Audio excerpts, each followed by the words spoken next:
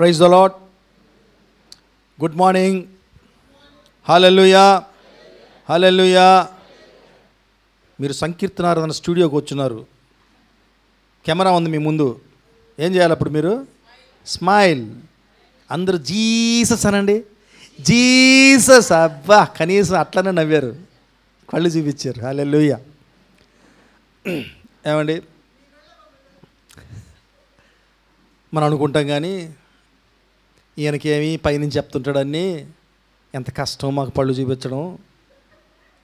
ఉన్నాయండి, కష్టాలు ఉన్నాయి, అందరి లైఫ్లో ఉన్నాయి. దూరపు కొండలు ఎట్లుంటాయండి? నున్నగా ఉంటాయి. దగ్గరికి పోతే అర్థమవుతుంది ఏంటో అని. కాబట్టి ప్రాబ్లమ్స్ లేని విశ్వాసం ఉండకూడదు, అంతే. ఉండకూడదు. ప్రాబ్లమ్సే లేవు అంటే ఏదో ప్రాబ్లం ఉన్నట్టే మన ఆత్మీయ జీవితంలో. కాబట్టి అందుకే దేవుడు బైబిల్లో రాసింది కదా, rejoice when trials attack you. నిన్ను శ్రమలు ఇబ్బంది పెట్టినప్పుడు, శ్రమలు నీ జీవితంలోకి వచ్చిన ఏం చేయాలంట? రిజాయిస్, ఆనందించుడి, ఆనందించుడి. శ్రమలు వచ్చినప్పుడు అదేదో మేలు జరిగినట్టుగా ఆనందించమంటాడు. హల్లెలూయా. ఎందుకంటే శ్రమలు వచ్చాయంటే నేను చెప్తున్నాను, మీరు రాసుకోండి, దేవుడు వచ్చినట్టే. హల్లెలూయా. శ్రమలు మన లైఫ్లో డోర్ కొట్టాయంటే దేవుడు కొడుతున్నట్టే. హల్లెలూయా. అంటే దేవుడు తీసుకురాడు శ్రమలు. శ్రమలు ఎలా వచ్చినా సరే దేవుడు దాంతో పాటుగా నీ దగ్గరికి వస్తాడు. Praise the Lord. హల్లెలూయా. ఈరోజు విశ్వాసి లైఫ్లో చాలా చాలా ప్రాముఖ్యమైనది ఒక విషయం ఉందండి. ఆ విషయాన్ని మనము ఖచ్చితంగా మాట్లాడుకోవాలి. చాలా రోజుల నుంచి నాకు మనసులో దేవుడు ఈ మాట పెట్టున్నాడు, ఈ విషయం. మరి నేనే తటపటాయిస్తూ వచ్చాను. ఇప్పటికీ నేను కాన్ఫిడెంట్గా లేను, కానీ దేవుడు సహాయం చేస్తాడని నమ్ముతున్నాను. మీరు ప్రార్థిస్తూ ఉండండి. మనందరికీ ఈరోజు వాక్యము ఒక ఆశీర్వాదకరంగా ఉండాలని మనం అడుగుతాం. ఎందుకంటే మనము రక్షించబడిన వాళ్ళము అంది, అవునా కదా? దేని నుంచి రక్షించబడ్డాం? యాక్సిడెంట్ నుంచి, అపాయం నుంచి, తుఫాన్ నుంచి, వీటి నుంచా? దేని నుంచి రక్షించబడ్డాం? పాపము నుంచి రక్షించబడ్డా. అందరూ చెప్పండి ఈ మాట, నేను పాపము నుంచి రక్షించబడ్డాను. హల్లెలూయా. పక్కన కూడా చెప్పండి, నువ్వు పాపం నుంచి రక్షించబడ్డావు. సో క్రిస్టియన్ అనగానే మనకు ఫస్ట్ గుర్తొచ్చేది పాపం. బయట జనాలకు కూడా గుర్తొచ్చేది ఇదే. వా, వీళ్ళతో మాటలు కాదరా నాయన, మాట్లాడితే పాపం అంటారు, నేను పాపిని అంటారు, నువ్వు పాపి అంటారు అనాలి. ఎందుకంటే మనం అదే మనం పాపం వాళ్ళ అమాయకులు తెలియదు. మనం కూడా అట్లా ఉన్నాం ఒకప్పుడు. కానీ దేవుడు ఫ్లడ్ లైట్ వేసాడు. ఆయన ఫ్లడ్ లైట్ వేసి చూపించాడు మనం ఏంటో. చూపిస్తూనే ఉంటాడు కూడా. సో ఇది తెలుసుకొని వారు చాలామంది ఉన్నారు. వారు కూడా వస్తారు, ఒకరోజు వస్తారు. అయితే ఈ పాపము నుంచి రక్షించబడిన మనం అనుకుంటాము పాపం అంతా కనపడదు ఇంకా అని. ఏమన్నా ఎవరైనా ఉన్నారా చెప్పేవాళ్ళు? నీకు పాపం కనపడడం లేదా? అమ్మో, కనపడకపోతే నిజంగా ధన్యులు మీరు. నాలో ఏదో రాంగ్ ఉందమ్మా. పాపము నుంచి రక్షించబడినా కూడా మనము పాపపు లోకంలో జీవిస్తున్నాము. ఏమన్నా ఎట్లా అంటే ఇది, మా బ్యాంకులో నా కౌంటర్ నుంచి పక్క కౌంటర్కి వెళ్ళమన్నా ఒక ఆయన్ని. ఇలా నిలుచుకున్నాను నా దగ్గర, నేను ఇక్కడ కూర్చోన్నాను. పక్క కౌంటర్కి వెళ్ళండి సార్ అన్న. ఇట్లా తిరిగాడు, ఇట్లా వెళ్ళాడు, ఢామ్ అని కొట్టుకున్నాడు. ఏంటిదంటే పక్కన ఒక గ్లాస్ ఉంటుంది, ఇట్లా షో అనమాట అది. ఆ పక్క కౌంటర్కి కనపడడానికి ఈ గ్లాస్ ఉందో తెలియదు పాపం ఆయనకి. ఇలా తిరిగి ఇట్లా పోబోయాడు, ఢామ్ అని కొట్టుకున్నాడు అన్నమాట. ఏమండి, అలాగే మనము పాపానికి మనకి అటువంటి లేయర్ ఉందండి, పల్సటి పొర ఉంటుంది. ఎందుకంటే మనం పాపపు లోకంలో జీవిస్తున్నాం కనుక ఖచ్చితంగా ఆ పాపము యొక్క ప్రభావం మన మీద ఉంటుంది. అయితే గుడ్ న్యూస్ ఏంటంటే ఆ పాపంతో నువ్వు వ్యవహరించే తీరును బట్టి నీ జీవితం ఉంటుంది. హల్లెలూయా. ఇది వాస్తవము. మనందరినీ దేవుడు పాపాన్ని నుంచి విడిపించాడు. మీకు బాగా అర్థం కావాలంటే కరెంట్ వాళ్ళు ఉన్నారు కదా, ఎలక్ట్రిసిటీ డిపార్ట్మెంట్ వాళ్ళు దేంతో పనిచేయాలండి? కరెంటుతోనే, అవును కదా. మరి బ్యాంకు వాడు నేను దేంతో పనిచేయాలండి? డబ్బులతోటి. మరి కరెంట్ వాళ్ళు నేను కరెంటుతో పనిచేయనంటే కుదరదు. బ్యాంకు వాళ్ళు నేను డబ్బులతో పనిచేయనంటే కుదరదు. అలాగే విశ్వాసి కూడా నేను పాపం నుంచి కంప్లీట్గా ఎక్కడికో వెళ్ళిపోవాలంటే కుదరదు. నువ్వు పాపపు లోకంలోనే, వక్రమైన లోకంలోనే జీవిస్తూ ఉండాలి. కానీ నీకు అది అంటకూడదు. ఇది ఎట్టండి? నువ్వు దానితో డీల్ చేసే దాన్ని బట్టి ఉంటుంది. ఈరోజు మనం అది నేర్చుకోబోతున్నాం. పాపంతో డీల్ ఎట్ట చేయాలి మనం. ఇది చాలా ఇంపార్టెంట్ మన లైఫ్లో. ఇదే మనల్ని రేపు అక్కడ నిలబెట్టేది. రక్షణ రాగానే 24 hours లేదో ఏమంటుందని పర్మనెంట్ గ్యారంటీ లేదు. ఎవరు నమ్మకండి ఈ మాటని. నీకు రక్షణించేంత మాత్రాన, నువ్వు బాప్తిసం తీసుకున్నంత మాత్రాన, మారు మనసు కలిగినంత మాత్రాన నీకు ఏమంటుందని ఎటర్నల్ గ్యారంటీ ఇవ్వాల దేవుడు. ఒకవేళ ఎటర్నల్ గ్యారంటీ అంటే నిత్యమైనటువంటి గ్యారంటీ నీకు ఇచ్చుంటే, ఎప్పటికీ నీకు గ్యారంటీ ఇచ్చుంటే, మరి ఆ మాటని చెప్తాడు, నీ యొక్క రక్షణని నువ్వు కొనసాగించుకో. ఎందుకు చెప్తాడు అన్నమాట? పడుకుంటే పోద్ది కదా, ఎంతపోతే పోద్ది కదా. ఎందుకన్నాడు అన్నమాట? అంత్య దినము వరకు ఎవరైతే తన విశ్వాసాన్ని కాపాడుకుంటారో వారు మాత్రమే రక్షించబడతారు అన్నారన్నమాట. కాబట్టి ఇది ఏంటి, ఎందుకు అంటే మనము పాపపు జీవితం అంటే పాపపు లోకంలో జీవిస్తున్నాం కనుక ఈ పాపాన్ని మనము కరెక్ట్గా వ్యవహరించాలి ఆ పాపంతో. ఓకే, అయితే ఈరోజు మనము తొందరగా, చాలా పెద్ద సబ్జెక్ట్ ఇది, చాలా తొందరగా ముగించాలని నా ప్రయత్నం ఉంటుంది. మీరు ప్రార్థన చేస్తూనండి. షార్ట్గా, స్వీట్గా, ఎఫెక్టివ్గా ఉండాలి. Okay, praise the lord. Okay, ఇప్పుడు ఒక మాట చదువుతాం చూడండి. ఫిలిప్పీల పత్రిక 2:15. మీరు మూర్ఖమైన వక్రజనము మధ్య నిరపరాధులను, నిష్కలంకులను, అనింద్యులనైన దేవుని కుమారులగునట్లు సణుగులను, సంశయములను మాని సమస్త కార్యములను చేయండి. ఉండమంటున్నాడా దేవుడు? ఈ వక్రజనం మధ్య జీవించమంటున్నాడా? పాపపు జీవితం, పాపపు లోకంలో జీవించమంటున్నాడా? కాబట్టి ఇందులో మనం ఎస్కేప్ అయ్యే ప్రసక్తే లేదు. మనము ఈ పాపపు లోకంలోనే జీవించాలి. అయితే పాపాన్ని ఎలా మనం డీల్ చేయాలో నేర్చుకోవాలి. పాపంతో కరెక్ట్గా ఎట్లా మనం వ్యవహరించాలి అని తెలుసుకునే ముందు పాపంతో ఎలా వ్యవహరించకూడదో తెలుసుకుందాం. ఇది చాలా ఇంపార్టెంట్. ఎందుకంటే చాలామంది బోళ్ళు ఎట్టబడతామంటే దాంతో ఉండకూడని విధంలో ఉంటాం, దానితో వ్యవహరించాల్సిన తీరులో వ్యవహరించం. కాబట్టి అది నేర్చుకుందాం. ఫస్ట్ అది తెలుసుకుందాం. ఎలా నువ్వు ఉండకూడదు, పాపంతో నువ్వు ఎలా మెలగకూడదు అని తెలుసుకొని ఎలా మెలగాలో తర్వాత వద్దాం తొందరగా. హల్లెలూయా. చూడండి, మొట్టమొదట పాపంతో నువ్వు చేయకూడని పని ఏంటో తెలుసా? దాన్ని ఎప్పుడూ సులభంగా తీసుకోకూడదు. ఓకే, అని తీసుకోకూడదు. చూడండి, ఒక మాట ఉంటుంది. రోమీయుల పత్రిక 6:23. ఏలైనగా పాపం వల్ల వచ్చే జీతము మరణము. ఏమండి, అది చిన్నదే. అది పాపం అంటే చిన్నదే. మరణము, దాని జీతం ఏంటంట? మరణము. దాని రిజల్ట్ ఏంటి? డెత్, ఎటర్నల్ డెత్, నిత్య మరణం. మరి దాన్ని ఎటు సులభంగా తీసుకుంటాం? మనం సులభంగా తీసుకుంటామా? తీసుకోం. కాబట్టి ఈ పాపాన్ని ఫస్ట్ స్టెప్ మనము ఏం చేయకూడదంటే పాపాన్ని సులభంగా తీసుకోకూడదు. హల్లెలూయా. అలాగే 5:28 మత్తయి సువార్తలో, నేను మీతో చెప్పున్నదేమనగా ఒక స్త్రీని మోహపు చూచుతో చూచి ప్రతివాడు అప్పుడే తన హృదయం ముందు ఆమెతో వ్యభిచారం చేసిన వాడగును. నేను మీతో చెప్పున్నదేమనగా 5:22 చెప్పున్నదేమనగా సహోదరుని మీద కోపపడు ప్రతివాడు విమర్శనకు లోనగును. తన సహోదరుని చూసి వ్యర్థుడా అని చెప్పువాడు మహాసభకు లోగునగును. ద్రోహి అని చెప్పువాడు నరకాగ్నికి లోనగును. చూసారన్న పాపం యొక్క సీరియస్నెస్. మనం అనుకుంటాం అటు 4 గంటలు పెట్టేస్తా అని. యు ఫుల్, వెర్రోడా. సులభంగా ఉండ మనకి. ఏం చెప్తున్నాడు? అది కూడా పాపమే. ఎంత పాపం అంట?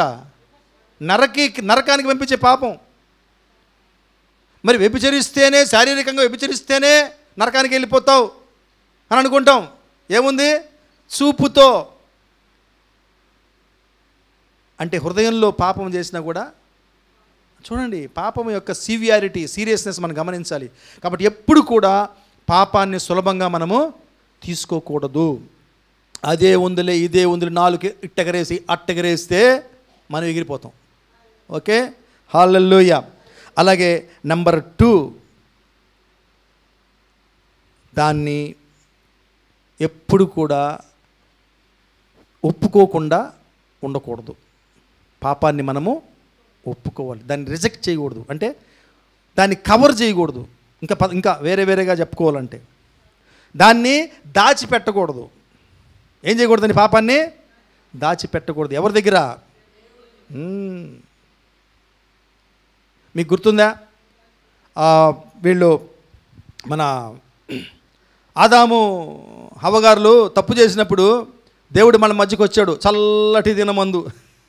అట్లా రాసి ఉంటుంది బైబిల్లో. చల్లటి వేళలో ఎక్కడున్నారంటే వీళ్ళు? చల్లటి వేళ కదా, బయటకు ఉండొచ్చు కదా. ఎక్కడున్నారంటే వీళ్ళు? దాక్కో ఉన్నారు. ఎందుకు దాక్కున్నారు?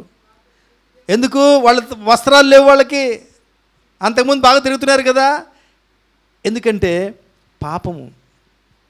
సో వాళ్ళని వాళ్ళు దాచుకున్నారు. అలాగే చాలా ఉదాహరణలు ఉన్నాయి. మీకు ఆకాను తెలుసా? ఆకాను తెలుసా? ఏం చేశాడు ఆయన? శాపగ్రస్తమైన వాటిని దాచిపెట్టాడు. ఎరుకో పట్టణం పట్టుకున్నప్పుడు అక్కడ వాడు దేన్ని మీరు తీసుకురాకూడదు అని చెప్తే ఈయన తీసుకొచ్చుకున్నాడు, దాచుకున్నాడు. మరి ఎంత ఉపద్రవం తెచ్చిందండి. నెక్స్ట్ డే హాయి యుద్ధంలో ఓడిపోతూనే ఉన్నారు వీళ్ళు.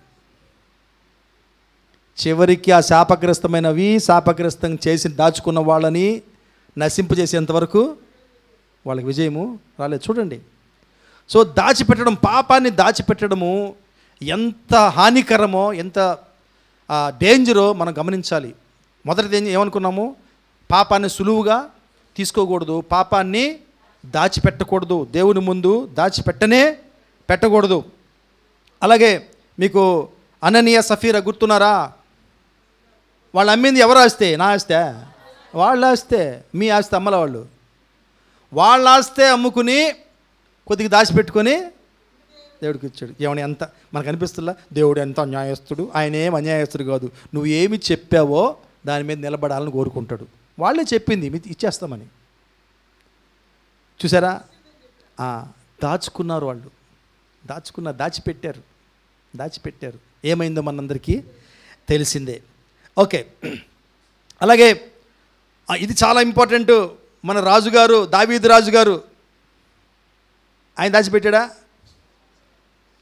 ఏం దాచిపెట్టాడు? బెర్షబాతో చేసిన పాపాన్ని దాచిపెట్టాడు. ఎలా తెలుసు మీకు దాచిపెట్టాడని? అంటే గోప్యంగా ఉంచాలనుకున్నాడు, దాన్ని కప్పి పెట్టాలనుకున్నాడు. కాబట్టి ఏం చేశాడు? వాళ్ళ హస్బెండ్ని పిలిపించి నువ్వు మీ ఫ్యామిలీతో ఎంజాయ్ చేయి అని అన్నాడు. ఎందుకు? ఈ పాపాన్ని కవర్ చేసుకోవడానికి. అది ఆయన వినలా, ఎందుకంటే చాలా మంచోడు ఆయన. ఆ తర్వాత ఏం చేశాడు? ఆయన్నే లేపేశాడు. చూడండి, ఒక పాపాన్ని దాచిపెట్టడానికి ప్రయత్నిస్తే ఏం జరుగుతాయో, ఎన్ని అనర్థాలు జరుగుతాయో. ఒకదాన్ని కవర్ చేయడానికి పోతే ఇంకొకటి కవర్ చేయాల్సి వస్తుంది. ఎన్ని కవర్ చేస్తాము? మనము గమనించవచ్చు మన లైఫ్లో. ఒక అబద్ధాన్ని మూసిపెట్టడానికి ఇంకొక అబద్ధం చెప్తే, దాన్ని మూసిపెట్టడానికి ఇంకో అబద్ధం చెప్పాలా? చిన్నప్పుడు నాకు కూడా చాలా జరిగాయి అట్లా. మా అమ్మ ట్రంక్ పెట్టిలోంచి 10 రూపాయలు తీసేసి, ఆ రోజుల్లో నేను 10 రూపాయలు అంటే చిన్న అమౌంట్ కదా ఆ రోజులు. దగ్గర 15 రోజులు తిన్నా నేను బిస్కెట్లు, నా ఇష్టం వచ్చినట్టు తిన్నా.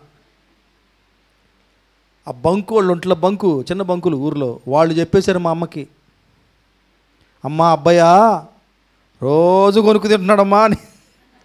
వాళ్ళకి ఏముంది, పావులు తీసుకుని బిస్కెట్ ఇవ్వచ్చు కదా, వాళ్ళదేం పోయా చెప్పా. అంతవరకు ఎందుకో మా అమ్మ నన్ను అడిగారు కూడా, ఏరా 10 రూపాయలు ఏమైనా తీసావు నాయనా అన్నారు. ఎంతో సున్నితంగా అడిగారు. అబ్బే లేదు లేదు లేదు అని అబద్ధం చెప్పా. బొంకుతానే ఉన్నా. నాకు అప్పుడు అనిపించింది అంతా అయిపోయిన తర్వాత, ఒక్క మాట చెప్పేసి ఎంత బాగుండేది, తీశానమ్మా అని. తీసి ఎంత బాగుండేది అని. ఎన్నెన్నో నాటకాలు అడిగా, నాకు గుర్తులేవు కానీ ఎన్నెన్నో నాటకాలు అడిగా అది కవర్ చేసుకోవడానికి. అట్లా ఒకసారి మనం ఒక అబద్ధాన్ని కవర్ చేసుకోవడానికి ఒక అబద్ధం చెప్తూ ఉంటాం అనమాట. సత్యం వచ్చేంత వరకు చేస్తుంటాం ఆ పనులు. చివరికి అట్టగా పట్టుబడతాం మనం.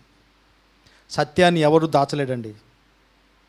అది ఏ విషయంలో అయినా సరే సత్యానికి అంత పవర్ ఉంది. It is a powerful, it's a fire. దాన్ని ఎవరు దాచలేరు. అందుకనే పాపాన్ని మనము దాచకూడదు. ఓకే. అలాగే మూడవది, మొదట ఏముందండి, చాలా గుర్తుపెట్టుకోవాలి, మంచి గుర్తుపెట్టుకోవాలి. వీటిని పాపాన్ని అంత సులభంగా తీసుకోకూడదు, అంటే సీరియస్గా తీసుకోవాలి. ఇంక రెండోది ఏం చేయకూడదు, పాపాన్ని దాచకూడదు. మూడోది ఏం చేయకూడదండి, పాపాన్ని సమర్థించుకోకూడదు. నేను ఒక పాపం చేసినప్పుడు, అది పాపం నాకు తెలిసినప్పుడు దాన్ని నేను సమర్థించకూడదు. బై ద వే నేను ఫీల్ అవుతున్నాను దీన్ని, అందుకు చెప్తున్నాను మీకు. చాలామందికి ఒక డౌట్ వచ్చేస్తుంటుంది, శోధనకి పాపానికి డిఫరెన్స్ ఏంది అని. 180 డిగ్రీస్ ఆపోజిట్ అండి రెండు.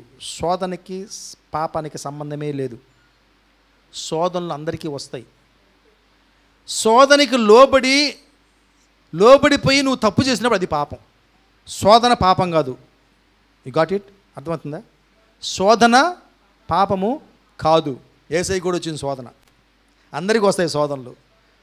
మన చుట్టూ ఉన్నంత వరకు శోధనలు అది పాపం కాదు.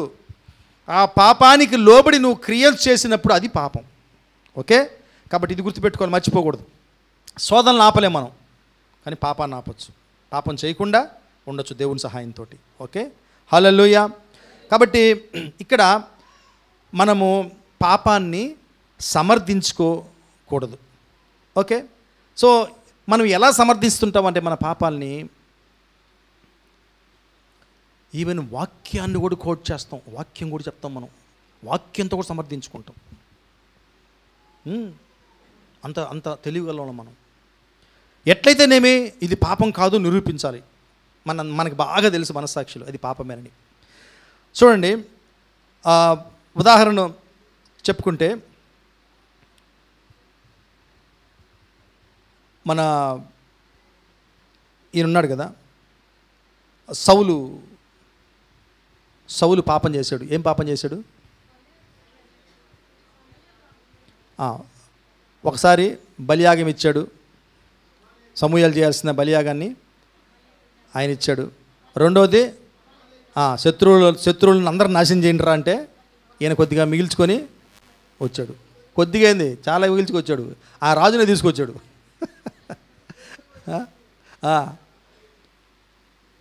చూడండి, మొదటి దాంట్లో చూస్తే ఈయన ఏమని సమర్థించుకున్నాడు? ఫస్ట్ కేసులో, నువ్వు రావడం ఆలస్యమైంది, వీళ్ళందరూ చెదిరిపోతారేమో. చూసారా, సమర్థించుకుంటున్నాడు. నేను చేసిన తప్పు కాదు, నువ్వు రావడం ఆలస్యమైంది అంటే ఏం చెప్తున్నాడు సమూయేలుకి? నువ్వు తప్పు చేసావు, యు ఆర్ లేట్. నువ్వు తప్పు చేసావు కనుక అంటే ఆ మాట అనలా ఆయన చెప్పే భావం అదే. నువ్వు లేట్ అయిపోయావు కనుక వీళ్ళందరూ చెదిరిపోతారని నేను ఆ పని చేసేసాను. హల్లెలూయా అనుకుంటున్నాడు. దాని పర్యవసానం ఏమైందో మనకి బాగా తెలుసండి. చూడండి, మనం ఎట్లా సమర్థించుకుంటాము మన పాపాలని అనేది. అలాగే ఇక ఒక విషయము, చాలామంది తెలుసా, నవడేస్ క్రిస్టియన్స్, ఈరోజు ఆధునిక క్రైస్తవులు చేసే సమర్థించుకోవడం ఏంటి తెలుసా? యేసయ్య అండి కానా విందులో చేశాడు కదా, నీళ్ళని ద్రాక్షారసం చేశాడు కదా, అవన్నీ పెళ్లిలో ద్రాక్షారసం పోశారు కదా. ఆ తర్వాత పౌలు కూడా తిమోతికి ఒక సలహా ఇస్తాడండి. ఏమని? నీ కడుపు నొప్పి నిమిత్తము నీళ్లు మాత్రమే కాకుండా అప్పుడప్పుడు కొద్దిగా ద్రాక్షారసము తీసుకోమని. ఏమంటారు తెలుసు మన వాళ్ళు? నేను విన్నా ఒక ఆయన చెప్తుంటే, బ్యాలెన్స్లో ఉండాలండి, క్రిస్టియన్స్ అన్నీ తాగొచ్చు, పౌలు గారు చెప్పారు, మరి యేసుప్రభు వివాహంలో చేసిండు ఆ రోజు ఆయన. ఫస్ట్ ఆఫ్ ఆల్ ఆ వైన్ ఏందో ఈ వైన్ ఏందో డిఫరెన్స్ తెలియదు మనకి, నెంబర్ 1. నెంబర్ 2, ఇప్పుడు కూడా తెలుసా మీకు మెడిసిన్స్లో వీటిలో కొంచెం ఆల్కహాల్ ఇవన్నీ కూడా కలుపుతారు. మీకు దక్కు మందు మత్తు మందు పట్టుకొని ఉంటాయి, కలుపుతారు అంతే. అలాగని పోయి అంగడికి పోయి వేసుకోమనే కానే కాదు.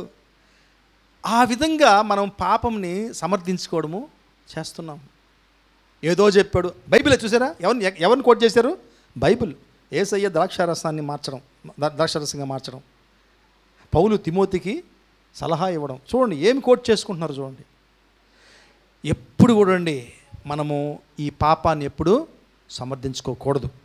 ఓకే, పాపాన్ని సులభంగా తీసుకోకూడదు, పాపాన్ని కవర్ చేయకూడదు, పాపాన్ని సమర్థించుకోకూడదు. 2 పేతురు 3:16 ఉంటుంది చూడండి. నేను చాలా వర్సెస్ కోట్ చేయట్లేదు, చాలా ఉన్నాయి కనుక. 2 పేతురు 3:16 వీటిని గూర్చి చెప్పమ్మా. వీటిని గూర్చి తన పత్రికలన్నిటిలోనూ బోధించుచున్నాడు. అయితే వాటిలో కొన్ని సంగతులను గ్రహించుటకు కష్టమైనవి. వీటిని విద్యాహీనులను అస్త్రహీనుల వారును తక్కిన లేఖనములను అపార్థము చేసినట్లు తమ స్వకీయ నాశనమునకు అపార్థము చేయుదురు. చూసారండి, ఇక్కడ కూడా అదే జరుగుతుంది. పౌలు హెచ్చరిస్తున్నాడు సంఘాన్ని, పేతురు హెచ్చరిస్తున్నాడు. పౌలు రాశాడు, చాలా ఉత్తరాలు రాశాడు. అవి తెలియని వాళ్ళు ఏం చేస్తున్నారంట, వాటిని ఏమేమో చెప్పుకొని అపార్థం చేసేటట్టుగా చేసుకుంటున్నారని చెప్పేసి.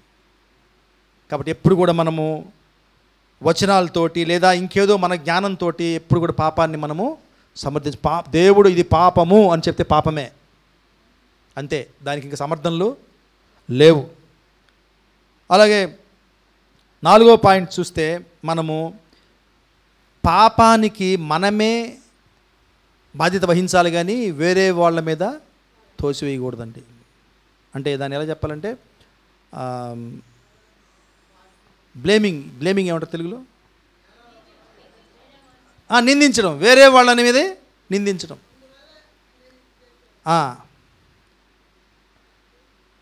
ఒక సామెత ఉంది కదా, ఆడలేనమ్మ మధ్యన మీద పడిందంట. నువ్వు మధ్యలో సరిగా వాయించలేదు, లేదా తెగ వాడేసేవాడిని అని. అట్లా ఒక్కొక్కసారి మన పాపానికి ఎవరినో బలి చేస్తాం మనం.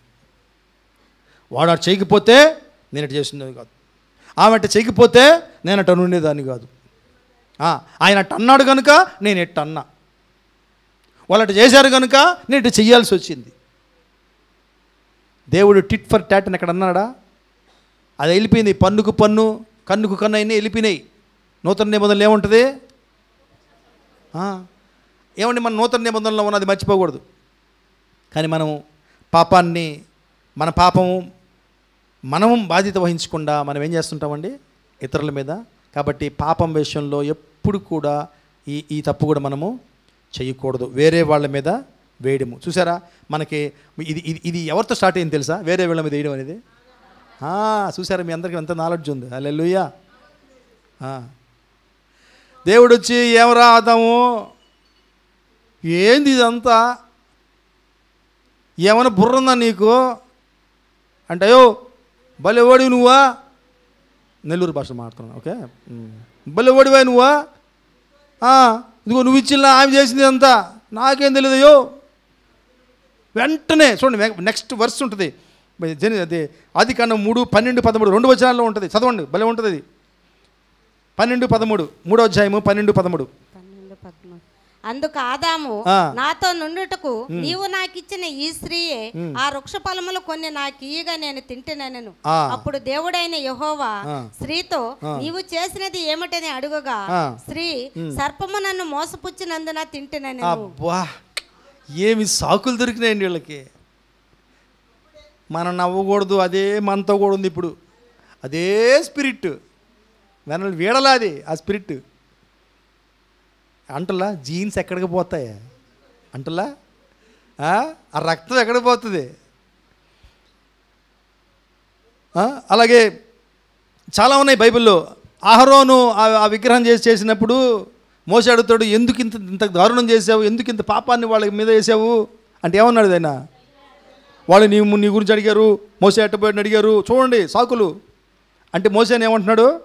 నువ్వు కనపడి ఉంటే, నువ్వు ఇక్కడే ఉంటే ఇది జరుగుండేది కాదు.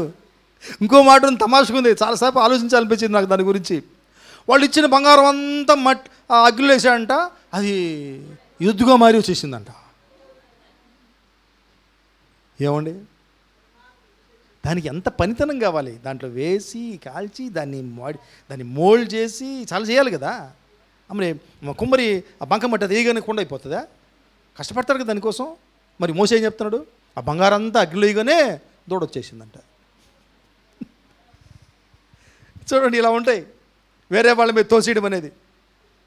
అలాగే సేమ్ మన సౌలు గారు కూడా చెప్పుకోవచ్చు. ఇంకో రెండో ఉదాహరణలో అమలేకులు దగ్గర వచ్చినప్పుడు ఎవరి మీద తోసేస్తున్నాడు ఆయన? వాళ్ళ కోసం, జనాల కోసం.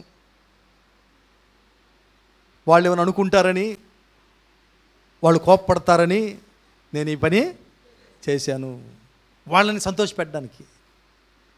దేవుడు చెప్పాడు, అరే బాబు ఇది చేయకూడదు అని చెప్తే ఈయన ఎందుకు చేశాడండి? వాళ్ళని సంతోషపెట్ట. అంటే ఎవరి మీద దోషేస్తున్నాడు ఆయన? వాళ్ళయ్యా నేనేం చేసేది, వాళ్ళు చేశారు కదా, వాళ్ళను బలవంతం చేసేసారు అయ్యా. మనం అట్టే చెప్తుంటాం ఒక్కోసారి, నువ్వు పాపం చేయొద్దురా, ఈ పని చేయొద్దురా అంటే, ఏం చేసేది ప్రభువా, ఆమె అట్టు చేసింది, ఈయనట్టు చేశాడు కాబట్టి నేను చేసేసాను. ఓకే, 5వది, పాపం దగ్గర ఎప్పుడు అండి మనం వేషధారణ చేయకూడదు. పాపం దగ్గర మనం ఎప్పుడు వేషధారణ చేయకూడదు. అంటే ఏంటి తెలుసా? యాక్షన్ చేయకూడదు. అంటే పాపం ఉండి కూడా లేనట్టే. శాస్త్రుల పరిశీలికి ఎందుకు చేవాట్లు పెట్టాడు యేసయ్య? ఎందుకు పెట్టాడు చేవాట్లు? వాళ్ళు లోపల ఒకటి పైన ఒకటి. ఏమండి, నేనైతే చెప్తున్నాను ఒక విషయము, మనము భయపడక మనలో ఉన్న బలహీనతల్ని దాచుకోక ఎప్పుడైతే ఓపెన్గా ఉంటామో నిజంగా దేవుడు ఎంత సంతోషపడతాడు తెలుసా? ఎంత సంతోషపడతాడు తెలుసా? ఎట్లున్నామండి మనం? ఎట్లున్నాం? బయట ఒక విధంగా, లోపల ఒక విధంగా, ఇంట్లో ఒక విధంగా, చర్చిలో ఒక విధంగా. పాపంతో ఓపెన్గా ఉండాలండి మనం. అది ఉంటే ఉందనే చెప్పాలి, లేకపోతే లేదనే చెప్పాలి. నటించకూడదు. ఈ నటన అనేది చాలా ఫ్రెండ్ పాపానికి. అలా దూరిపోద్ది మన తిప్పట్లో. ఉంటాను, నన్ను చూపించట్లే అంత బెడ్షీట్ అలా పైన. కొంతమంది పిల్లల్ని తిడుతుంటారు, ఏయ్ పనికి మనోడా, ఏయ్ సిగ్గులేందానా. గబక్కని పాస్టర్ గారు వచ్చారనుకోండి, వందనాలు పాస్టర్ గారు, అబ్బా ఏకదం స్వరం మారిపోతే, డైలాగులు మారిపోతాయి. ఆ పనికి మాలింది అవన్నీ ఎట్టబోతాయో. అంత పరిశుద్ధులం మేము, పరిశుద్ధులం. హల్లెలూయా. ఏమండి, వేషధారణ చేయకూడదు. ఓకే, అంతే. ఈ 5 విషయాలు గుర్తుపెట్టుకోండి. ఒకటి ఏంటండి, పాపాన్ని సులభంగా తీసుకోవద్దు, అలాగే పాపాన్ని కవర్ చేయొద్దు, అలాగే పాపాన్ని సమర్థించొద్దు, అలాగే పాపానికి నువ్వే అంటే వేరే వాళ్ళ మీద వేయొద్దు, అలాగే పాపాన్ని వేషధారణతో ఉండొద్దు, పాపంతో. Praise the Lord. ఇప్పుడు అసలైన పాయింట్కి వద్దాం. మరి ఎలా వ్యవహరించకూడదో మనం నేర్చుకున్నాము. ఇప్పుడు ఎలా వ్యవహరిస్తే పాపంతో అది మనల్ని తాకదు, ఇది చాలా ఇంపార్టెంట్ అండి.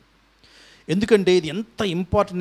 నేను దాన్ని ధ్యానిస్తుంటే, దాని గురించి ఆలోచిస్తుంటే నాకు అనిపించిందంటే, ఎంత మంచి సబ్జెక్ట్ ఇది. మనకి బోర్, ఇది చర్చిల్లో ఇది చెప్పడం అంటే బోరు, పాస్టర్కి బోరే, వినేవాళ్ళకి బోరే.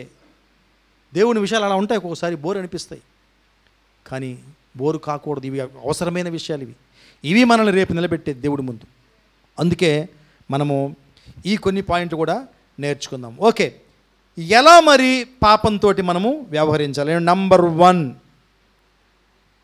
ఫస్ట్ దాన్ని ఒప్పుకొని తీరాలి. ఒప్పుకొని తీరాలి. ఒక పాపము మనం చేశాము, అది మనకి తెలిసింది, తెలిసి చేసినాము అంటే జనరల్గా మనం అనుకుంటామని తెలియక చేసాను చాలామంది చెప్తుంటారు అనమాట. కానీ రేరుగా జరుగుతాయి. మనకి తెలిసి చేస్తుంటాం. తెలిసి చేసి సాకులు ఎత్తుక్కుంటాం. దాన్ని మనం ముందు మాట్లాడుకున్నాం కదా, సాకులు కవర్ చేసుకోవడానికి ఎత్తుక్కుంటాం. నో, పాపము చేసినప్పుడు మనము దాన్ని ఒప్పుకొని తీరాలి.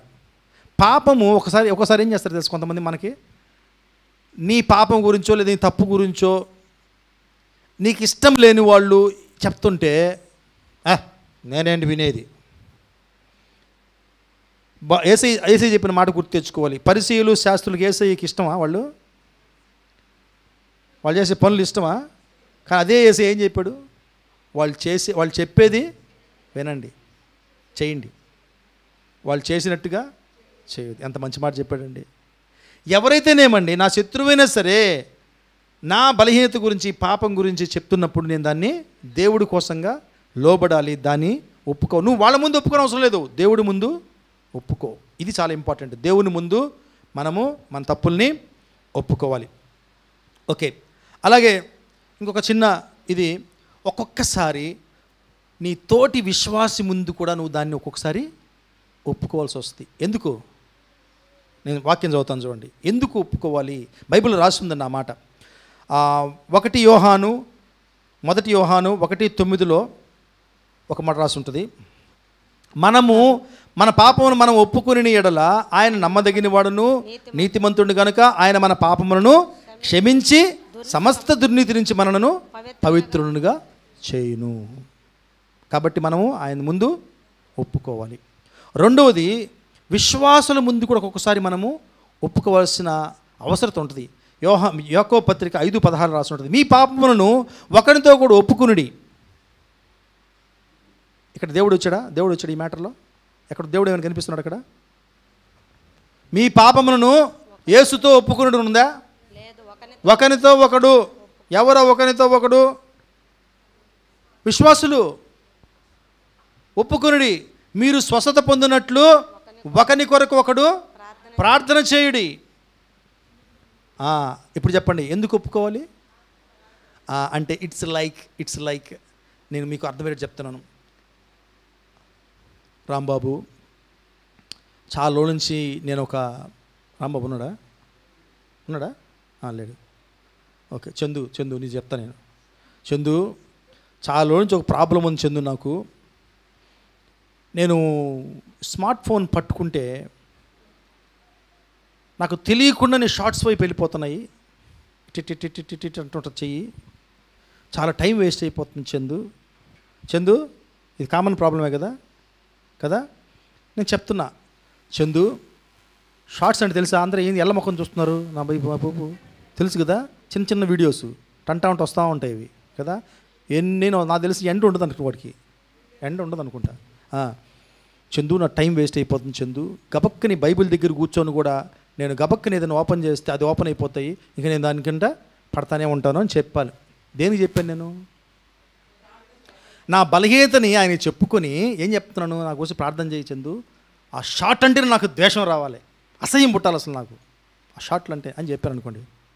అప్పుడు చందు ఏం చేయాలా? నేను రాని రోజు ఒకరోజు చర్చికి వచ్చి, మీకు తెలుసా అన్నకి షార్ట్లు పిచ్చి అని ఎట్లుంటుందండి?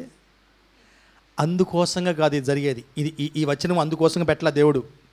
ఒకరికొకరు బలపరుచుకోవడానికి మన బలహీనతలు ఒకరితో షేర్ చేసుకోవాలి. అలాగని మీరు ఎవరితో అంటే వారితో షేర్ చేసుకోకూడదు. మీకు తెలిసిపోతుంది ఎవరితో షేర్ చేసుకోవాలో ఎవరితో షేర్ చేసుకోకూడదో తెలిసిపోతుంది. కొంతమంది ఉంటారండి, ఆల్ ఇండియా రేడియో, ఇప్పుడు ఆల్ ఇండియా రేడియో లేదులేండి కదా, పెద్దగా ఫేమస్ కాదు ఇప్పుడు. BBC British broadcast corporation, BBC international news. Okay, వాళ్ళు ఎందుకు చెప్పారు నాకు ఏమి ఆలోచించరు. ఒకసారి చెప్పాలనిపిస్తుంది వాళ్ళకి, నేను పూర్తిగా చెప్పలేదమ్మా, పూర్తిగా చెప్పనే అని. పూర్తిగా సగం వెనక్కి ముందే వెళ్ళిపోయి ఉంటుంది.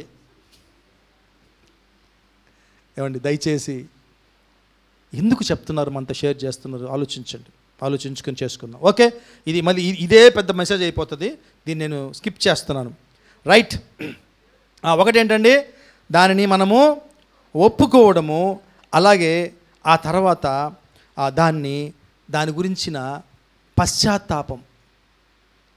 పశ్చాత్తాపం కలిగి మారు మనసు పొందాలి. పాపాన్ని కేవలం ఒప్పుకుంటే సరిపోదు. పాపాన్ని ఒప్పుకుంటే అది ఏమంటారు తెలుసు, దాన్ని కేవలం పశ్చాత్తాపం అంటారు. మీకు పశ్చాత్తాపానికి మారు మనసుకి ఇది డిఫరెన్స్ తెలుసు ఎవరికన్నా? Realisation and repentance, confession and repentance, ఈ రెండు చూడడానికి ఒకటిగా ఉంటాయి, వినడానికి ఒకటిగా ఉంటాయి. పాపాన్ని ఒప్పుకోవడం ఒక స్టెప్. మారు మనసు ఏంటంటే తెలుసా, దాని నుంచి నేను తిరిగిపోవాలి, దాని నుంచి దూరంగా వచ్చేయాలి అని కఠినమైన నిర్ణయం తీసుకోవడం మారు మనసు. ఓకే, పశ్చాత్తాపాలు అందరికీ వస్తాయి. ఏదో ఒకళ్ళ మీ సిస్టర్స్, మన సిస్టర్స్ గురించి ఒకళ్ళ ప్రెగ్నెన్సీ, ఆ డెలివరీ ఎప్పుడు ఇంకొద్దు అనుకుంటారంట, పశ్చాత్తాపం చేస్తాంట, అబ్బా ఎందుకు వచ్చి వెళ్ళానబ్బా నేను ఈ ప్రెగ్నెన్సీకి అనిపిస్తాంట, అటువంటి ఆలోచనలు వస్తాయంట వాళ్ళకి. మీకే తెలియాలి ఆ విషయం. అది అయిపోగానే ప్రసూతి వైరాగ్యం ఉంటుందని, ప్రసూతి వైరాగ్యం. అది అయిపోగానే ఆ బిడ్డను చూడగానే అన్నీ మర్చిపోతారు, సెకండ్ ఇష్యూకి కూడా ప్రామిస్ చేసేస్తారు. సరే అండి వెళ్దామండి, ఇద్దరు బిడ్డలు ఉండాలండి, హల్లెలూయా.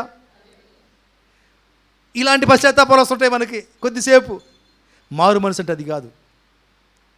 ఐ షుడ్ టర్న్ బ్యాక్, నేను తిరిగిపోవాలా, పాపం నుంచి దూరంగా నేను వెళ్ళిపోవాలి, దేవుడి వైపు తిరగాలి అనే మనస్సు ఉంది. కాబట్టి పాపాన్ని ఒప్పుకోవడమే కాదు, దాని నుంచి దూరంగా వెళ్ళిపోయి దేవుని వైపు తిరిగేటట్టుగా మనము చూసుకోవాలండి.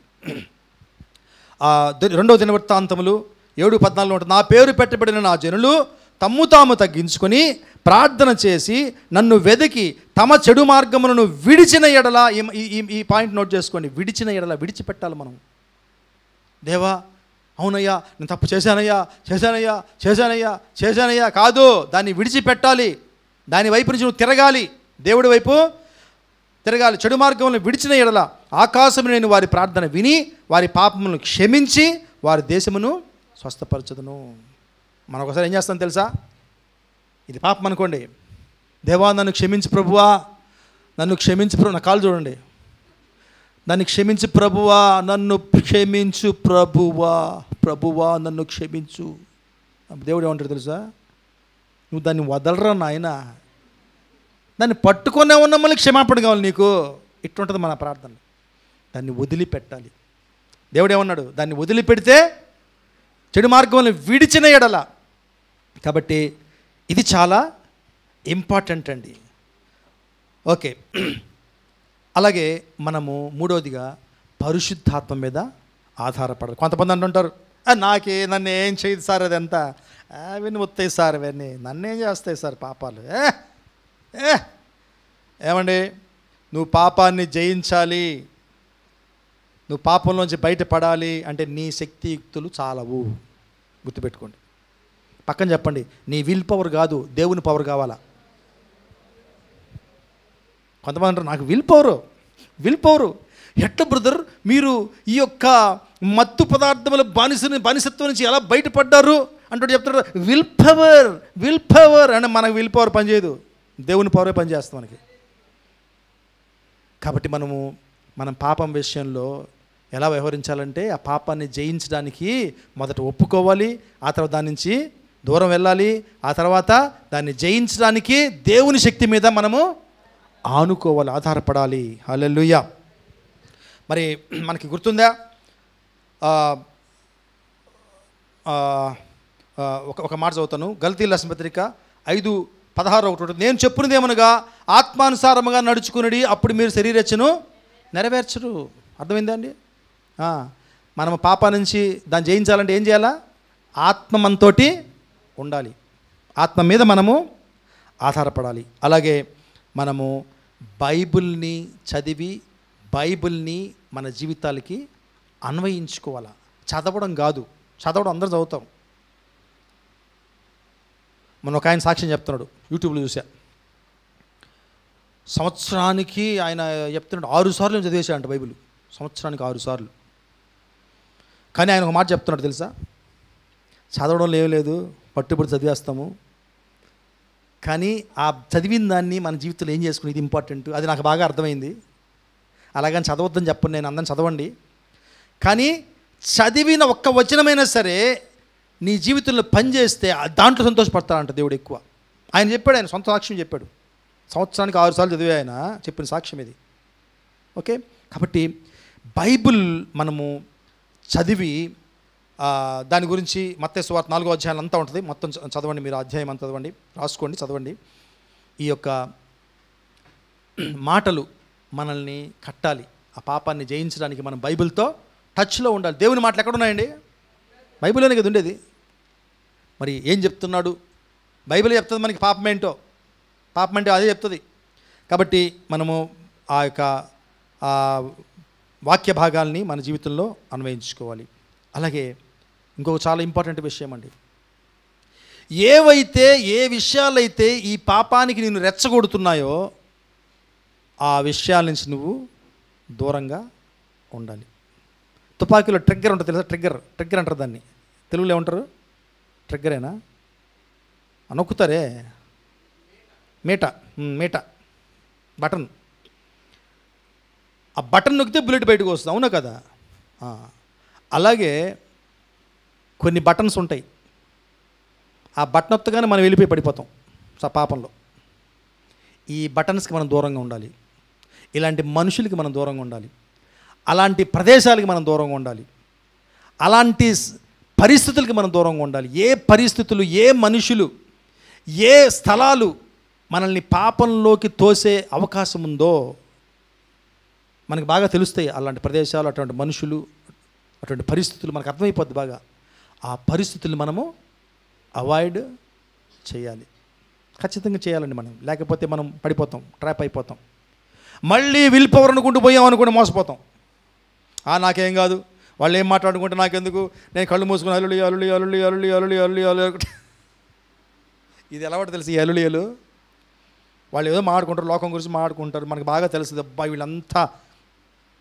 వీళ్ళంతా యేసుప్రభువుకి విరోధంగానే మాట్లాడుకుంటున్నారు, యేసుప్రభు చెప్పిన విషయాలకి అంతా ఘోరంగా మాట్లాడుకుంటున్నారు అని తెలిసిపోతుంది. అయినా మనం దేవుడు అవకాశం ఇస్తాడు, నువ్వు వేరే రూమ్లో ఉండే అవకాశం కూడా ఇస్తాడు దేవుడు నీకు. అయినా మనం ఏమనుకుంటామంటే విల్ పవర్, నేనేమేం చేస్తాను అని వెళ్ళి వాళ్ళ ముందు కూర్చొని అల్లులి అనుకుంటావు. ఏమో తెలుసా? అల్లులి. ఇది ఆ అల్లులియ. ఆ తర్వాత ఏమవుద్ది? అంత దూరం కూర్చో ఉంటావు నువ్వు. ఆ తర్వాత హల్లులియ. ఒక అరగంట వాళ్ళు చూస్తే కక్క ఈయన కూడా నవ్వుతుంటాడు వాళ్ళతో కలిసి. అంతే, గుంపులో కలిసిపోయాడు. ఏమండి, మనకి బాగా తెలుసు పరిశుద్ధాత్మ మనల్ని హెచ్చరిస్తాడు. అలాంటి మనుషులు ఎవరో, ఏ మనుషుల ద్వారా నువ్వు పాపాలను పడిపోతావు, ఏ ప్రదేశాలకు వెళ్తే నువ్వు పాపాలను పడతావో, ఏ పరిస్థితుల్లోకి నువ్వు వెళ్ళకూడదో అన్నీ తెలిసిపోతాయి నీకు, దేవుడు చెప్తాడు నీకు. ఓకే, సో ఇటువంటి వాటి నుంచి మనం జాగ్రత్తగా ఉండాలి. ఓకే, ఒక మాట చదువుతాను, రోమీయులకు రాసిన పత్రిక 13:14. మెట్టుకు ప్రభు అయిన యేసుక్రీస్తును ధరించుకున్న వారై శరీరేచ్ఛలను నెరవేర్చుటకు శరీరం విషయమై ఆలోచన చేసుకొనకుడి. సామెతలు 4:14-15 ఈ విధంగా రాస్తుంటుంది. భక్తిహీనుల త్రోవను చేరకము, దుష్టుల మార్గమున నడవకము, దాని యందు ప్రవేశింపక తప్పించుకొని తిరుగుము, దాని నుండి తొలగి సాగిపోము. ఏం చెప్తారండి? అర్థమైంది కదా? బాగా అర్థమైపోయింది కదా? క్లియర్గా, ఇంతకన్నా క్లియర్గా ఉంటుంది. 14-15 దాని యందు ప్రవేశింపక, భక్తిహీనుల త్రోవను చేరకము, దుష్టుల మార్గమున నడువకము. 15 పెట్టమ్మా. దాని యందు ప్రవేశింపక తప్పించుకొని తిరుగుము. యోసేపు ఏం చేశాడు? తప్పించుకొని తిరిగాడు. నేనేం తప్పించుకునేది, పిరికోడు అనుకుంటారు అంటాము. మన పాపం విషయంలో మనం నిజంగా భయపడాలి, తప్పించుకుపోవాలి, లేకపోతే పాపం వచ్చి కౌగిలించుకుంటుంది.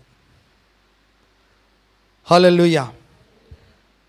అలాగే ఇంకొక మనం చేయాల్సిన విషయం పాపం విషయంలో ప్రార్థన చేయాలి. మన పాపం గురించి, మనం ఎదుర్కొంటున్నటువంటి ఆ పరిస్థితుల గురించి, మనం వెళ్తున్నటువంటి ఆ పాపం గురించి, మనం చేసిన ఆ పాపం గురించి మనము హృదయపూర్వకంగా మనము దేవునికి ప్రార్థన చేయాలి. ఏమని దావీదు ప్రార్థన చేశాడా? 51 కీర్తన అంటే అదే, 32 కీర్తన అదే. మీరు చదవండి ఒకసారి. ఎంత హృదయావేశంతో, హృదయపూర్వకంగా, లోతుల్లో నుంచి ఎంతగా ప్రార్థన చేశాడు దేవుడు. ఇటువంటి ప్రార్థన మనకి అవసరం. మన పాపాన్ని జయించాలంటే, పాపం విషయంలో మనము జయించాలంటే, మనకి ఆ పాపపు యుద్ధాన్ని మనం జయించాలంటే మనకి ప్రార్థన అనేది అవసరం. మత్తయి సువార్త 26:41 రాసుంటే, మీరు శోధనలో ప్రవేశించున్నట్లు మెలకువగా ఉండి ప్రార్థన చేయుడి, ఆత్మసిద్ధమే కానీ శరీరము బలహీనమని పేతురుతో చెప్పెను. మత్తయి సువార్త యేసు ప్రభువు చెప్పిన మాట ఇది. మనం ఏం చేయాలా? పాపంలో పడినప్పుడు లేదా పాపం మన ముందు ఉన్నప్పుడు మనము ప్రార్థన చెయ్యాలి. మత్తయి సువార్త 6:13 ఉంటుంది. మన లార్డ్స్ ప్రేయర్ మనము ప్రతి సండే చేసుకుంటుంటాం. పరలోక ప్రార్థన. మమ్మును శోధనలోకి తేక దుష్టు నుంచి మమ్మను తప్పించుము. ఏంటిది? ప్రార్థనే కదా. యేసు ప్రభు స్వయాన తన బిడ్డలకి నేర్పించిన ప్రార్థన ఇది, పరలోక ప్రార్థన, పరలోక సంబంధమైనటువంటి ప్రార్థన ఇది. ఆ ప్రార్థనలో ఏముంది? ఏం పాయింట్ ఉంది? చాలా పాయింట్ ఉంటుంది. అంటే ఇది, ఈ పాయింట్ మనం చదివిన పాయింట్ ఏంటి?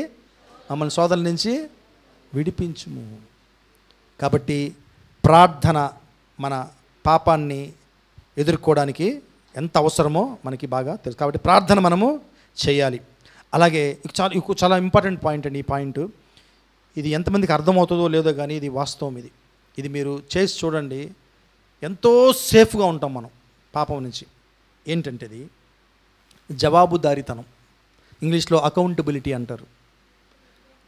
ఒక విశ్వాసి జవాబుదారీతనంలో ఉండడం. ఇది ఎంత సేఫ్ తెలుసా? ఎంతో సేఫ్. అంటే ఏది కూడా మనము ఒక మాట చెప్తాను చూడండి. మళ్ళీ ఇందాక చదివాను, ఇది మళ్ళీ చదువుతాము. జేమ్స్ యాకోబు పత్రిక 5:16, మీ పాపములను ఒకరితోనొకడు ఒప్పుకొనుడి, మీరు స్వస్థత పొందినట్లు ఒకరికొరకొకడు ప్రార్థన చేయుడి, నీతిమంతుని విజ్ఞాపన మనఃపూర్వకమైనదై బహుబలముగలదై ఉండును. అంటే మనము ఒకరి కనుసన్నలలో, ఒకరి సూపర్విజన్లో ఉండడము మనకి సేఫ్టీ. ఇది ఎందుకండి?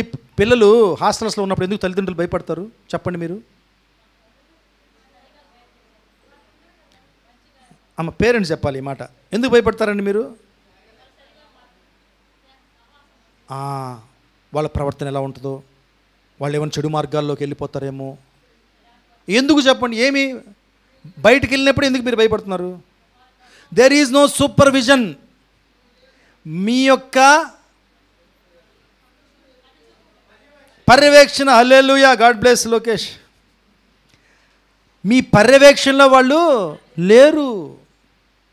మరి మీ దగ్గర ఉన్నప్పుడు ఎందుకు తక్కువ పాపం చేశారు? వాళ్ళు పర్యవేక్షణలో ఉన్నారు. అందుకనే మన విశ్వాస జీవితంలో కూడా మనము ఒకరి పర్యవేక్షణలో ఉండడము చాలా సేఫ్. ఎవరి పర్యవేక్షణలో అంటే వాళ్ళ పర్యవేక్షణలో కాదు. నీకు స్మోకింగ్ అలవాటు, నేను I'm talking about my boys, okay, my guys. మీకు స్మోకింగ్ అలవాటు ఉందనుకోండి, దీని గురించి మీరు ప్రార్థన చేస్తున్నారు. అప్పుడు మీరు ఒక విశ్వాసాన్ని ఎత్తుక్కుంటారు. ఆ వ్యక్తికి తాగుడు అలవాటు ఉంటుంది. ఆయన సూపర్విజన్లోకి వెళ్తారు. మీరు ఏమన్నా సమంజసమా అండి ఇది? సిగరెట్ వదిలేకపోవడం కాకుండా ఇంకొక అలవాటు కూడా వస్తుంది మీకు. ఇది కూడా వచ్చేస్తుంది. ఎటువంటి వారంటే అటువంటి వారి పర్యవేక్షణ ఉండకూడదు. నిజంగా మనకు ఆ హార్ట్ ఉంటే దేవుడు చూపిస్తాడు మనకి ఎవరి పర్యవేక్షణలో, ఎవరి సహవాసంలో మనం ఉండాలి, వ్యక్తిగతంగా, పర్సనల్గా. ఇట్స్ వెరీ సేఫ్ అండి, సేఫ్ మెథడ్. నిజంగా నేను విశ్వాసంలో స్టార్టింగ్లో ఎదిగేటప్పుడు ఒక ఆయన ఉండేవాడు, మలయాళీ సార్, మాథ్యూ సార్. ఆయన నన్ను నడిపించింది, నన్ను బలపరిచింది విశ్వాసంలో. ప్రతిరోజు కలిసేవాడిని ఆయన. ప్రతిరోజు సాయంత్రం కలుసుకునేవాళ్ళం మేము ప్రార్థనలో. 1 గంట, 1:30 కలిసి గడిపేవాళ్ళం. నా డౌట్లన్నీ అడిగేవాడిని. ఏమి డౌట్ వచ్చినా ఏమొచ్చినా ఆయన అడిగేవాడిని. ఆ తర్వాత గుర్తు పెట్టుకొని నా బలహీనత 2 రోజులు అడిగేవాడు ఆయన. బ్రదర్ కొంచెం తగ్గిందా? కొంచెం ఈ ఆలోచనలు రావడం తగ్గిపోయినాయి, మీకు తగ్గిపోయినాయా? రేపటి నుంచి ఇంకొక అరగంట ఎక్కువ ప్రార్థన చేద్దాం బ్రదర్, రేపటి నుంచి ఇంకొక అరగంట ఎక్కువ బైబిల్ స్టడీ చేద్దాం బ్రదర్ అని చెప్తుండేవాడు ఆయన. He never harassed me, he never teased me. ఆయన నన్ను ఎగతాళి చేయలే, నీకు ఈ బలహీనత ఉంది నాకు లేదు అని నన్ను ఎగతాళి చేయలేను అన్నాను. ఆయన ఎంతో కేర్ తీసుకున్నాడు. ఒక మాట చెప్పేవాడు, ఈ బలహీనతలు నాలో కూడా ఉండేవి. అలా చెప్పాడు ఆయన. నేను జయించుకొని వచ్చాను, నువ్వు ఈజీగా జయించేస్తావు, భయపడద్దు. సో ఆయన గమనిస్తున్నాడు, ఆయన కనుసల్లో నేను ఉన్నాను అన్న థాట్, అన్న తలంపు నాకు ధైర్యం ఇచ్చేది నాకు. అందుకే ఇది చాలా అవసరం అండి. పాపాన్ని జయించడంలో ఇతరుల సహాయం మనకి అవసరం. ఇతరుల సహాయము ఎలా అవసరం అంటే ఇలా అవసరం. మనము ఒక జవాబుదారీతనము, నాకు ఎవ్వరికి నేను లోబడిన అవసరం లేదు, ఎవ్వరికి నేను జవాబు చెప్పని అవసరం లేదు, నా జీవితం నాది. మరి ఎందుకండి సహవాసం? ఇది చాలా ఇంపార్టెంట్, చాలా ఇంపార్టెంట్. ఒకవేళ మీకు అటువంటి వారు తారసపడితే, అటు బలహీనతల్లో కొట్టుకుపోతూ వారికి పర్యవేక్షణ అవసరమని మీకు అనిపిస్తే ఎవరికైనా దయచేసి ప్రార్థించండి. ఆ వ్యక్తి మీద పర్యవేక్షణ చెయ్యాలన్న బాధ్యత అన్న భారం మీకు వస్తే దేవుడిని అడగండి, దేవుడు మిమ్మల్ని వాడుకుంటాడు, అలాంటి వాళ్ళని బలపరుస్తాడు మీ ద్వారా. హల్లెలూయా, ప్రైజ్ ద లార్డ్. చివరి పాయింట్కి వచ్చేసాం, అందరూ హ్యాపీగా ఉన్నారు, ఫేసెస్ అన్నీ వెలిగిపోతున్నాయి. ఈరోజు నేను యూట్యూబ్లో ఒక మాట విన్నా. ఒక నా ఫేవరెట్ ఒక ఆయన ఉన్నాడు, రీనాడ్ బాంకీ అని, చాలా పాత ఆయన, చనిపోయారు. ఆయన ఏదో చెప్తున్నాడు షార్ట్ వీడియోలో చెప్పి లాస్ట్లో అన్నాడు, హల్లెలూయా ఇక నేను ముగింపులోకి వచ్చేసాను అని చెప్పేసి నవ్వాడు అనమాట. నవ్వి ఒక మాట అన్నాడు, ఏమండి మీకు తెలుసా, ఈ మెసేజ్లు చెప్పేవాళ్ళు కనీసం 3 సార్లు మెసేజ్ని ఎండ్ చేస్తారు తెలుసా మీకు అని చెప్పి, ఇది నేను 3వ సారి చెప్తున్నా అన్నాడు. ఓకే, కాబట్టి నేను కూడా ఇంతవరకు చెప్పలే కదా, అమ్మో నేను ఫస్ట్ టైమే చెప్తున్నా. సో మెసేజ్ లాస్ట్కి వచ్చేసాము. లాస్ట్ పాయింట్ ఏంటో తెలుసా, పాపాన్ని వదిలేయడమే కాదు, యేసు ప్రభువు మీద మన నేత్రాలు ఉండాలి. నువ్వు ఏదైనా వదిలినప్పుడు ఇంకోటి పట్టుకోవాలి కదా. మనలో సమస్య అదే, విశ్వాసుల్లో వదిలేస్తాం, ఇంకేం పట్టుకోం. తర్వాత సినిమాలలో 2-3 సీన్లు అయిపోయిన తర్వాత ఏముంటుంది, మళ్ళీ ఆయన ఇందాక ఇట్టు పట్టుకున్నాడు కదా పాపాన్ని, ఇప్పుడు ఇట్టు పట్టుకో ఉంటాడు. ఎందుకని? ఇంకొకటి పట్టుకోవాలి ఆయన. దీన్ని వదిలేసాడు కరెక్టే, వదిలేసి పట్టుకోవాల్సిన దాన్ని పట్టుకోవాలి. అప్పుడు మళ్ళీ దీనికి వచ్చిండేవాడు కాదు. మీకు తెలుసా 7 ఆత్మలు? 7 6? అదే ఫ్రెండ్స్ ఎంతమంది? 7. ఒకడు పోయాడు, వీడు ఖాళీగా ఉండడం చూసి 7గురిని తీసుకొచ్చాడు మళ్ళీ. ఎందుకు తీసుకొచ్చాడు? వీడు ఖాళీగా ఉండడం బట్టి. అదే యేసయ్య ఆత్మ వచ్చేసి ఉంటే వణుకుండేవాడు, వాడు దగ్గర కూడా వచ్చిండేవాడు కాదు. కాబట్టి మనము పాపాన్ని వదిలివేసి మనం ఎవరిని చూడాలి? యేసు ప్రభువుని పట్టుకోవాలి. యేసు ప్రభువు వెంట మనము నడవాలి. అప్పుడే మనం పాపాన్ని జయించగలం, బ్రహ్మాండంగా జయించగలం. హల్లెలూయా. మనందరికీ తెలుసు దావీదు ఏ విధంగా జయించాడు. ఏ విధంగా జయించాడు? పాపాన్ని ఒప్పుకున్నాడు. నాతాను వచ్చి చెప్పినప్పుడు ఒప్పుకున్నాడు. దాని పర్యవసానమే 32-51 కీర్తనలు రాసి ఆయన దేవుడికి మొరపెట్టుకున్నాడు, ఏడ్చాడు. అందుకనే నా హృదయానుసారుడు అన్న బిరుదుని దేవుడు ఎప్పటికీ ఆయన మీద ఉంచాడు. ఇప్పటికి కూడా ఆయన హృదయానుసారుడే. హల్లెలూయా.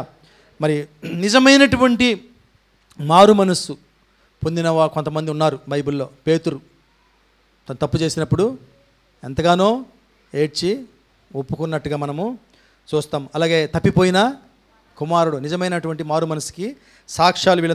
తర్వాత జక్కయ్య, పుట్టి జక్కయ్య, ఆయన ఏమన్నాడు? ఎంత మారు మనసు వచ్చింది ఆయనకి? యేసుప్రభుని చూడగానే, యేసుప్రభు చెప్పగానే, నా సగం ఆస్తి నేను పేదలకు ఇచ్చేస్తాను, నీ ఎవరి దగ్గర మోసంగా తీసుకుంటే వాళ్ళకి 4 రెట్లు ఇస్తా, 4 times నేను వాళ్ళకి ఇచ్చేస్తా. ఒప్పుకున్నాడు. కాబట్టి నిజంగా యథార్థంగా మనము పాపాన్ని జయించాలంటే మరొకసారి చదువుతున్నాను, మొట్టమొదటి మనం ఒప్పుకోవాలి చేయాల్సినవి. రెండవది మనం నిజమైన మారు మనస్సుతో దాన్ని దూరంగా వెళ్ళాలి. అలాగే పరిశుద్ధాత్మ మీద మనం ఆనుకుని దాన్ని జయించేందుకు మరి ఆయన వాక్యాల మీద ఆధారపడాలి. అలాగే ఏ అంశాలైతే మనల్ని ప్రేరేపిస్తున్నాయో ఈ యొక్క పాపానికి, ఆ అంశాల నుంచి మనం దూరంగా ఉండాలి. అలాగే ప్రార్థన చేయాలి. అలాగే ఒక జవాబుదారీతనం, నాకెందుకు, నేను ఒక్కడిని, నేను చేస్తే నా ఇష్టమే అనుకోకుండా ఇంకొకరికి జవాబుదారీతనంతో ఉండగలిగే విధంగా మనం ఉండాలి. అలాగే మనం పాపాన్ని వదలడమే కాదు, క్రీస్తుని మనము వెంబడించాలి. ఈ యొక్క లాస్ట్ వాక్యం చదివి రెండోసారి చెప్తున్నాను, ఎండ్ చేస్తాను. ఓకే, హెబ్రీయుల పత్రిక 12:2. పుష్పలతకు అవకాశం ఇద్దాము. ఇంత గొప్ప సాక్షి సమూహము మేఘం వలె మనల్ని ఆవరించి ఉన్నందున మనము కూడా ప్రతి భారమును సులువుగా చిక్కులు పెట్టు పాపమును విడిచిపెట్టి విశ్వాసమునకు కర్తయు దానిని కొనసాగించువాడినైన యేసు వైపు చూచుచు మన ఎదుట ఉంచబడిన పందెములో ఓపికతో పరిగెత్తుదము. ఆయన తన ఎదుట ఉంచబడిన ఆనందము కొరకై అవమానమును నిర్లక్ష్యపెట్టి సిలువను సహించి దేవుని సింహాసనం యొక్క కుడిపార్శ్వమున ఆసీనుడై ఉన్నాడు. ఆమేన్. ఆమేన్. కళ్ళు మూసుకుందాం, ప్రార్థించుకుందాం. మనం జస్ట్ రీక్యాప్ చేసుకుందాం మన విన్న విషయాలు. పాపంతో మనం బ్రతకాలి, పాపపు లోకంలో మనం బ్రతకాలి, కానీ అది మనల్ని అంటకూడదు. ఇది ఎలా సాధ్యం? సాధ్యమే, దేవుడు చెప్పాడు కనుక సాధ్యమే. అయితే పాపంతో వ్యవహరించాల్సిన తీరులో మనం వ్యవహరిస్తే దాన్ని జయించగలం. దానికి ముందుగా మనము పాపంతో ఎలా వ్యవహరించకూడదో, ఏమి చేయకూడదో మనం నేర్చుకున్నాం. మనం దాన్ని సులువుగా తీసుకోకూడదు, అలాగే దాన్ని మనము కవర్ చేసుకోకూడదు, అలాగే దాన్ని మనం సమర్థించుకోకూడదు, అలాగే మన పాపానికి ఎవరో వేరే వాళ్ళ మీద నెట్టివేయకూడదు ఆ సాకుని. అలాగే మనము వేషధారిగా ఆ పాపం విషయంలో ఉండకూడదు. ఇవి చేయకుండా అలాగే ఏమి చెయ్యాలో కూడా మనము నేర్చుకున్నాం. మనల్ని తగ్గించుకుని పాపాన్ని ఒప్పుకోవాలి దేవుని ముందు. దేవుడు నీకు ప్రేరేపణిస్తే ఎవరైనా సరే విశ్వాసాల ముందు. అలాగే మనం మారు మనసుతో మరి పాపం నుంచి వెనుతిరగాలి. పరిశుద్ధాత్మ మీద మనము ఆనుకొని ప్రార్థన చేయాలి. అలాగే వాక్యములు మన జీవితంలో అన్వయించుకోవాలి. అలాగే ఏ పరిస్థితులు, ఏ మనుషులు, మరి ఏ ప్రదేశాలు మరి ఈ పాపం చేయడానికి పురిగొల్పుతాయో వాటికి దూరంగా మనం ఉండాలి. ప్రార్థన చేయాలి, జవాబుదారీతనం నేర్చుకోవాలి. అలాగే పాపాన్ని విడిచి క్రీస్తుని వెంబడిస్తూ ఆయన సుగుణాలలో ఆయనకున్న హృదయాన్ని మనం కలిగి ముందుకు వెళ్ళాలి. కాబట్టి దేవుడు ఈ మాటలన్నీ మనతో మాట్లాడుతున్నాడు కనుక ఒక్క నిమిషం అందరం కలిసి ప్రార్థన చేద్దాం. పరిశుద్ధుడా, గొప్ప దేవా, నీకు వందనాలు, నీకు స్తోత్రాలు. అవును తండ్రి, అయ్యా పాపము దానితో మేము ఉండాల్సిన తీరుని మాకు గుర్తు చేసినందుకు నీకు వందనాలు. అవును తండ్రి, ఈ పాపాన్ని నుంచే మమ్మల్ని మీరు బయటికి తీసుకొచ్చారు, రక్షించారు. కానీ అదే పాపం మాయం కాలేదు ప్రభువా. ఆ పాపం మా చుట్టూ ఉంది. ఎప్పుడెప్పుడా అని మరి గర్జించు సింహం వల్లే తండ్రి అది మమ్మల్ని వెంటాడుతుంది. కనుక ఈ పాపంతో మేము ఎలా డీల్ చేయాలి, ఈ పాపంతో మేము వ్యవహరించాలి, ఎలా ఉండకూడదు, ఎలా ఉండాలి అని మాకు నేర్పించినందుకు, గుర్తు చేసినందుకు నీకు వందనాలు, నీకు స్తోత్రాలు. నాయన, పాపాన్ని జయిస్తూ ఈ పాపపు జీవితం మీద మాకు సంపూర్ణమైనటువంటి అధికారం మాకు దయచేయమని, సహాయం చేయమని మహిమాగంత నీకే ఆరోపిస్తూ యేసయ్య అతి పరిశుద్ధ నామంలో అడిగి వేడుకొంచున్నాం పరమ తండ్రి. Amen. Thank you Jesus. Praise the Lord. Praise the Lord. God bless you.